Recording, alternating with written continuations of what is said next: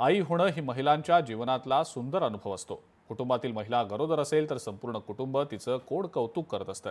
पण साताऱ्याच्या माण तालुक्यातल्या म्हसवड इथल्या शेतकऱ्यांनी त्यांच्या लाडक्या सोयरा या गायीचा डोहाळी जेवणाचा कार्यक्रम धूमधडाक्यात केलाय।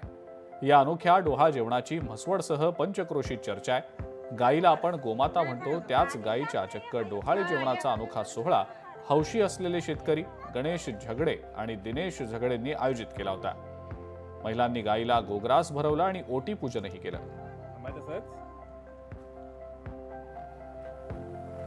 त्याच्या वडिलांची सगळ्याची इच्छा होती की आपल्या दारात एक खिलारी गाय असावी, साधी गाय। ते आणून तिला सांभाळून तिला आता 7वा महिना चालाय।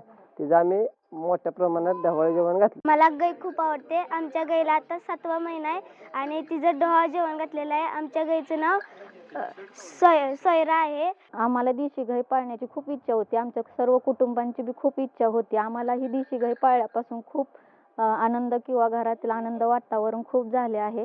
ही आमची एक प्रकारची आई असल्यागत मला वाटते। खूप आनंद होतो। आता तिला 7वा महिना चालू आहे। आम्ही आमच्या आनंदासाठी तिचे डोहाळे जेवण केले।